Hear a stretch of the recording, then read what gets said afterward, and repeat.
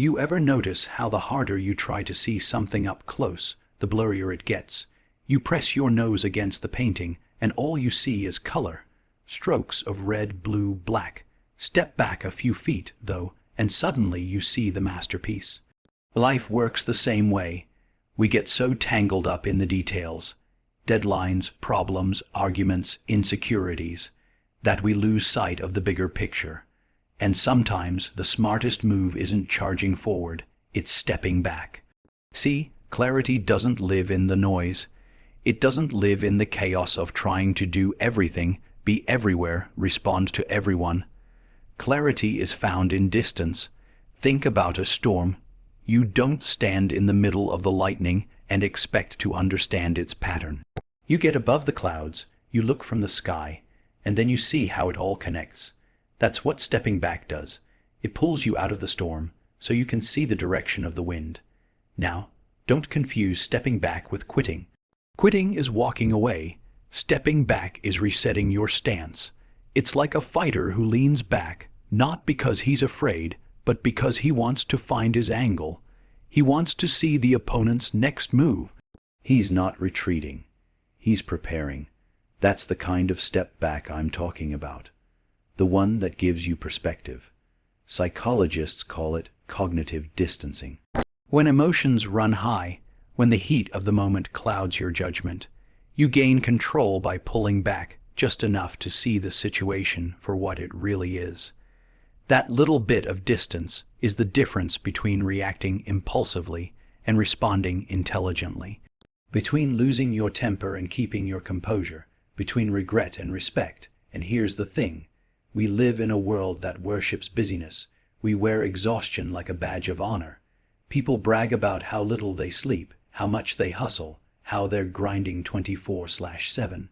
But being busy isn't the same as being effective. Motion isn't progress. Noise isn't music. If you want to create something lasting, if you want to live with intention, you've got to stop confusing activity with achievement. Stepping back allows you to separate the signal from the static. It's the silence between the notes that makes the music. Philosophers have known this for centuries. The Stoics practiced it through reflection. They'd take time every evening to review their day, not to beat themselves up, but to step back and see the pattern in their own behavior. What did I do well? Where did I stumble? What will I do better tomorrow? That small act of stepping back gave them clarity, and clarity gave them strength. In our own lives, stepping back can be as simple as turning off the phone for an hour, as simple as going for a walk without headphones, as simple as taking 3 deep breaths before answering an email that frustrated you. It's not about disconnecting forever, it's about reconnecting with yourself before you engage with the world. Because when you step back, you start to see truths that were hidden by your proximity. You realize that argument you were ready to fight over wasn't worth it. You realize that opportunity you thought you needed so badly wasn't aligned with your values. You realize that the fear you've been carrying is smaller than the courage you already have.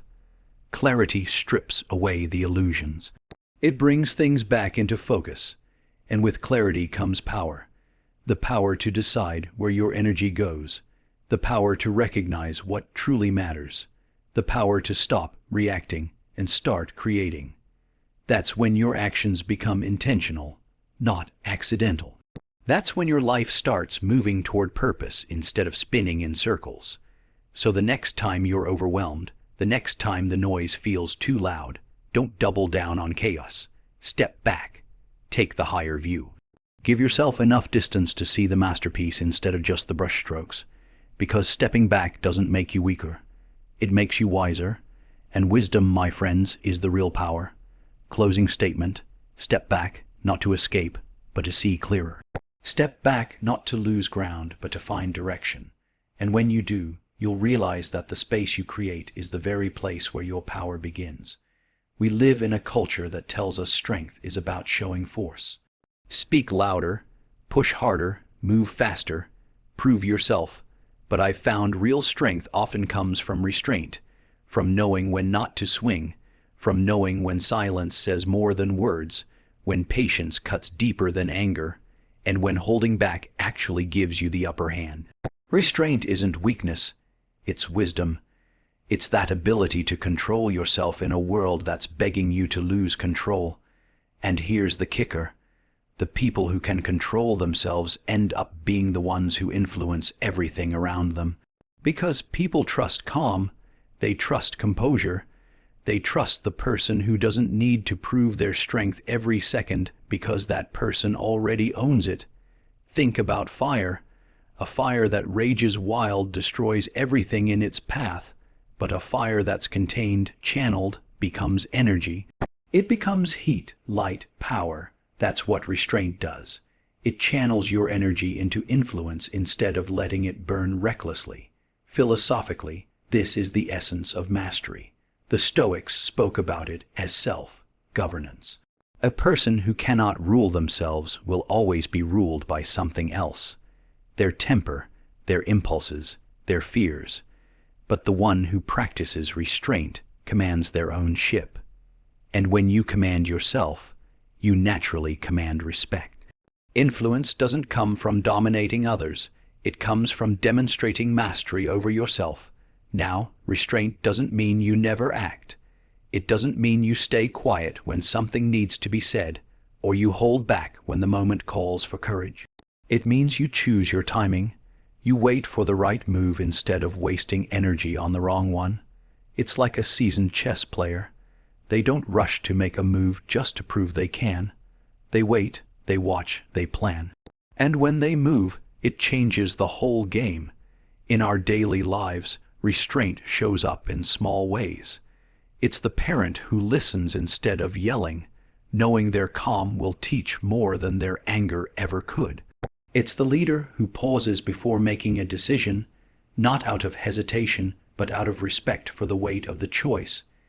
It's the person in an argument who decides not to escalate because they value peace over being right. These moments don't make headlines, but they change lives. They shift dynamics. They create influence that lasts. There's also a psychological edge to restraint. Neuroscience tells us that when we pause before reacting, we engage the prefrontal cortex, the part of the brain responsible for reasoning, judgment, long-term decision-making. Without that pause, we act from the amygdala, the fight-or-flight center. So restraint isn't just a philosophical ideal, it's a biological strategy. It literally shifts you from survival mode into growth mode. And the irony is, the world often mistakes restraint for passivity. They think you're quiet because you're unsure. They think you're waiting because you're weak. But time and again, life proves the opposite. The strongest leaders, the wisest thinkers, the most influential figures in history, what set them apart wasn't how loud they shouted. It was how deliberate they were with their actions. They didn't waste arrows. They chose their shots.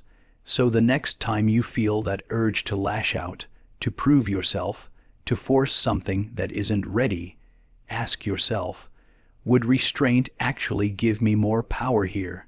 Would waiting build more influence than acting out of impulse? 9 times out of 10, the answer is yes. Because restraint builds patience, patience builds perspective, and perspective builds influence. And influence, that's the quiet power that doesn't just move moments, it moves people. It shifts conversations. It changes the course of relationships, businesses, even nations. Influence doesn't roar, it resonates.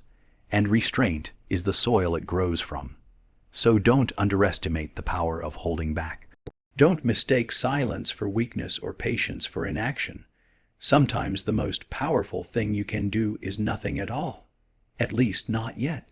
Because in that space, you're gathering strength, you're choosing your shot, and when you finally act, it lands with more force than 1,000 impulsive moves ever could. Closing statement: restraint is not the absence of power, it's the refinement of it. And when you learn to hold back, to choose your moment, to master yourself, you'll discover the quiet strength that makes the loudest impact.